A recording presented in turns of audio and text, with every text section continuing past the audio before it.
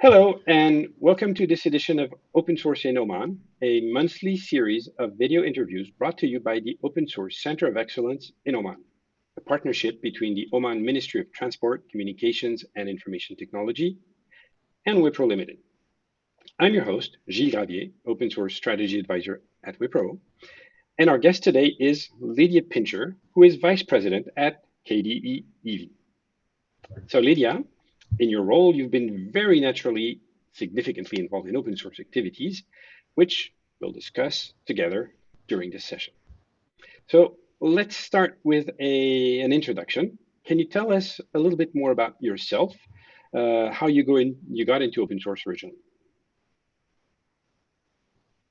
Yes, of course. Hi, I'm Lydia. I am the Vice President of KDE e.v. I got into open source about 15 years ago, almost, when I was studying computer science at the University of Karlsruhe. I was using Windows and at some point was not satisfied and was thinking that there has to be something better.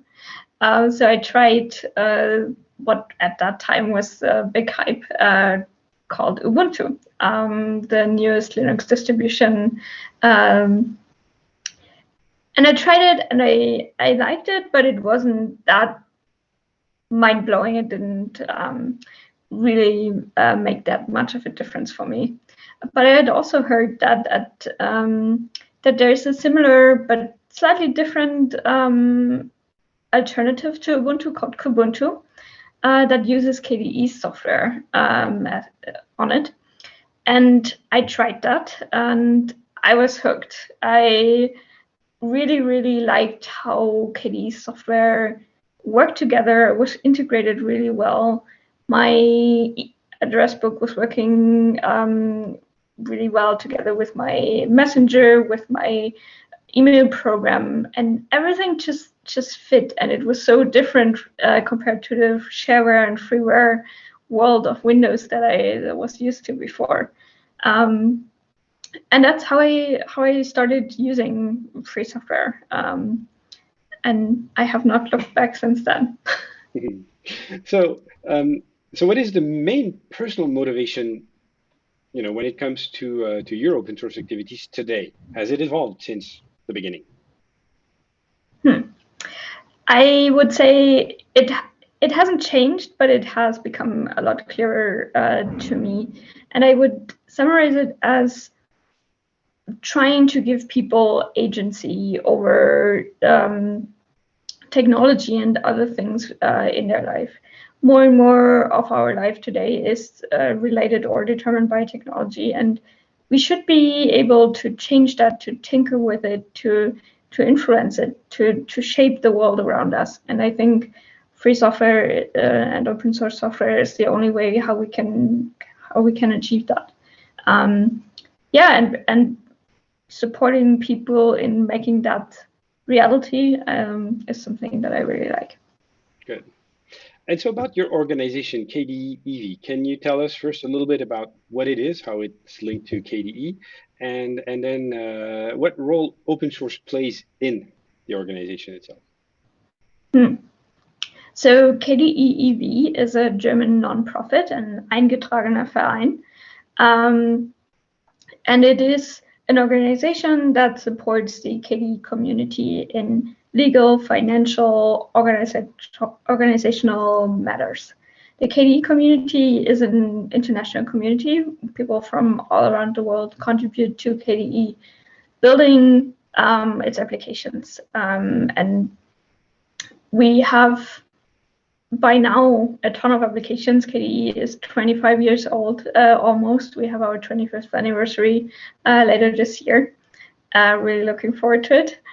And we have started out 25 years ago with an announcement from Matthias Trisch, the founder of KDE, who said he wanted to build desktop and related applications for everyday work of normal people, like editing a text document, sending emails, and similar things.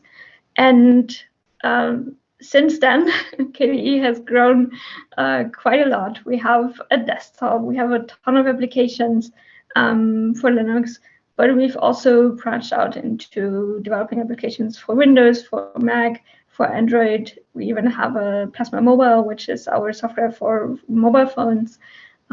Yeah, so it's a big community that's doing a lot of really cool stuff, aiming at giving people agency over their digital life.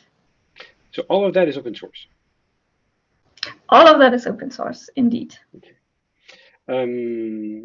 So about your role today, VP of KDE e.v. How did you get into that role, and how does itself involve open source? I mean, it's kind of like it's a dream story, right? You're a user of a product, and then a bunch of years later, you end up VP in the company that runs it. Yeah. So when I was studying computer science, and after I've started using open source software, a colleague of mine from university came to me and said, like, okay, you're using this software, you should also give something back. We need some help. And I was like, yeah, okay, yeah, that makes sense. I should be giving back something for all this free software that they're providing to me. And he asked me to help out with some marketing work for Amarok, KDE's music player at that time, and release announcement and so on, which was fairly simple for me to do. And I supported him in that. And not too long after that, he said he needed someone to support them at a big Linux conference called Linux Tag in Berlin at that time. And I did not feel like I know a lot about the program or could eloquently represent it, but I said, like, yeah, okay, fine. If you really need me there, I will join you. And thankfully, everyone who showed up at the booth asked basically the same 10 questions. So after a short while, I've had that covered. And I got to know a lot of really amazing people. And since then, got involved more and more, and been doing a lot more in all kinds of roles for the organization, and currently as its vice president. Wow. Okay. Nice story. So what are the biggest challenges you face today in your role, and what helped you resolve them actually successfully? Are there any? There are always challenges. I think in a project like KDE, there's never enough people to do all the amazing things we could and should be doing, right? We have so many great ideas and ways how we could serve people better, and how we could provide better software, how we could serve the community better that produces that software. And yeah, I think that is one of my biggest challenges. Getting more people involved to support us in making all this reality, in growing that community. Yeah. So how do you do that? How do you convince people to come? Without giving too many secrets away. That's a $1 question. No, I think KDE has something called the KDE Goals Initiative, where we try to find 3 focus points for the community.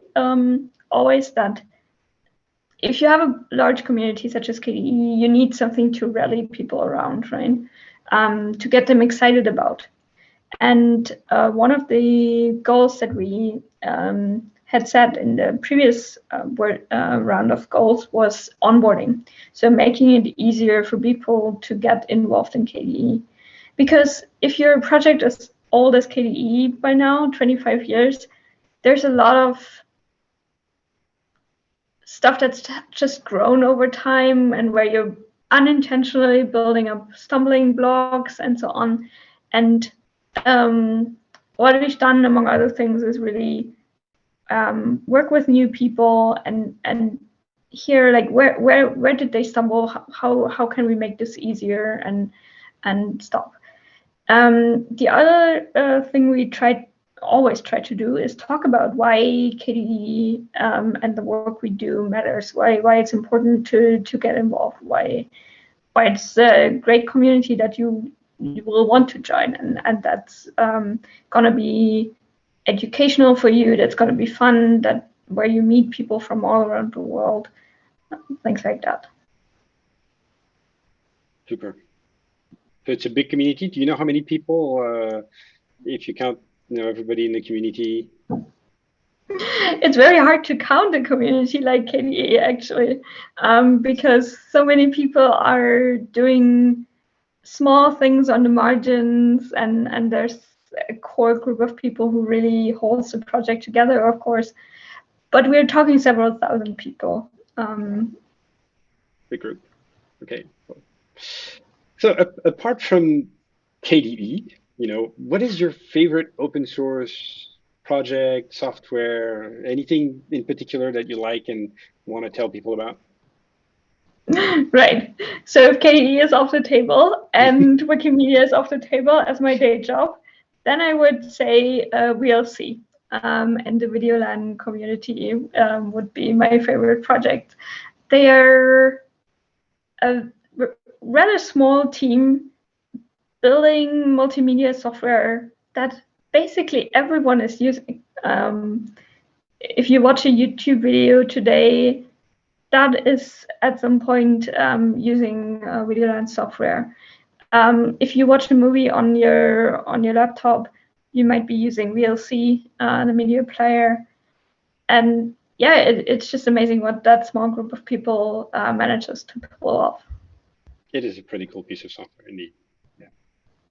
I think everybody that's ever asked me for a video player, that's where I turn them to.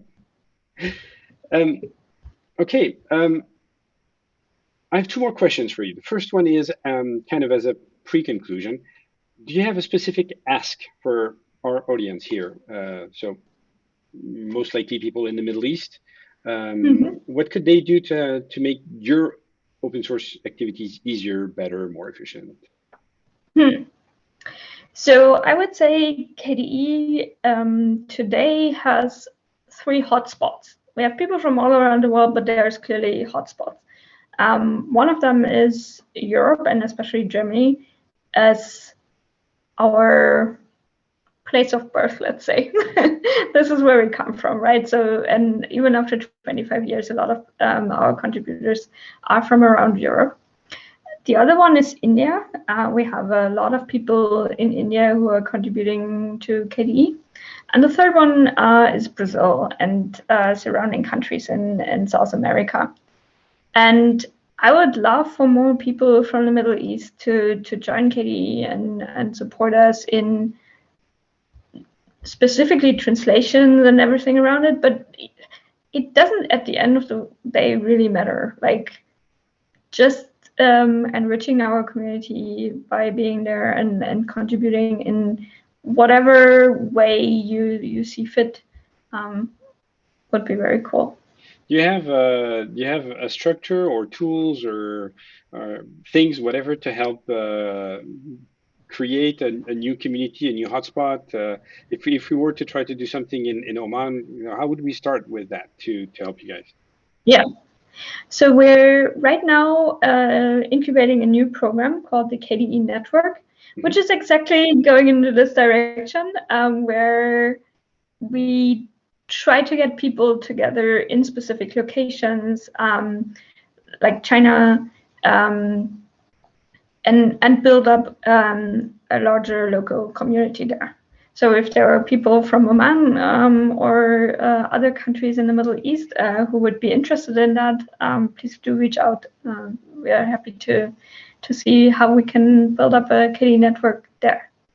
I will ask for you at the end of this recording for a few links and points of contacts that I'll add at the bottom of the YouTube video for people to actually be able to contact you for these things, or there are specific links to these communities. So to the audience, you should be able to find this at the time I put this online. So my last question then, as a conclusion to this, if somebody were to ask you how to start contributing to open source, what would your suggestion be? Get invited to speak at a conference on a booth. No, but something else maybe. I would, I think, do some advertising together with a bunch of other free software people. We put together a book called Open Advice, which is essays, short essays, just 2 or 3 pages, from a wide variety of people contributing to free software and open source in very different ways. And each of those essays is trying to tell people a bit about that particular way of contributing to open source. So, for example, there's essays on event management and how that is important for open source software. There are essays around community building and management and so on. So there's a lot in there that I think helps people get started with the question in mind: what would have helped you get started when you started? What would you have liked to know? So I think that's a very good start. I'm sure there's a URL where people can get the book, and you're going to send that to me as well, and I put it in the information at the bottom of the video. Okay, super. Lydia, thank you very much. Any last closing remarks or comments before we stop this session? First of all, thank you for having me, and I would love to see some of our viewers join KDE and other open source projects. Okay, cool. Thank you very much, Lydia. And this closes our recording session for today.